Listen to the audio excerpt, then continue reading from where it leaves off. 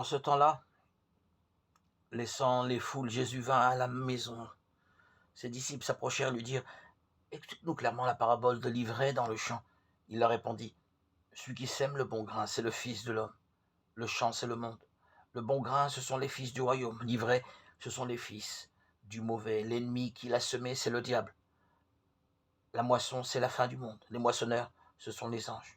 De même que l'on enlève l'ivraie pour la jeter au feu, ainsi en sera-t-il à la fin du monde. Le Fils de l'homme enverra ses anges et ils enlèveront de son royaume toutes les causes de chute et ceux qui font le mal. Ils les jetteront dans la fournaise. Là, il y aura des pleurs et des grincements de dents. Alors les justes resplendiront comme le soleil dans le royaume de leur Père. Celui qui a des oreilles, qu'il entende.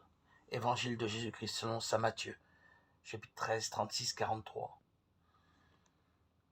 Cette bonne nouvelle de la parabole, la confiance que Dieu nous fait, nous permet d'éviter deux écueils graves. La peur d'abord. Nous sommes souvent impressionnés par le mal autour de nous, par son caractère violent ou sournois. L'insécurité s'installe.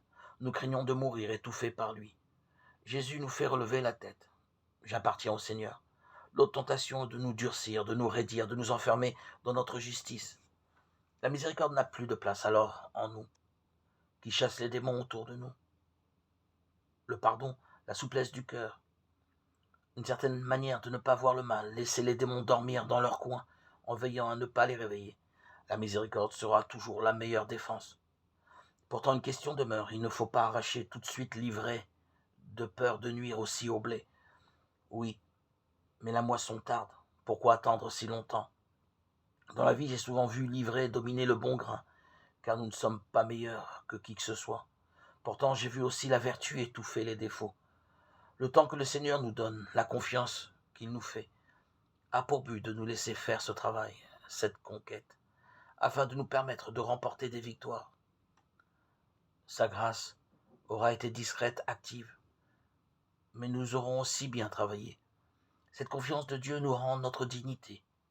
Dieu fait tout pour nous, mais nous devons aussi tout faire. Dieu nous tend la main pour nous sauver, mais c'est nous qui la prenons fort.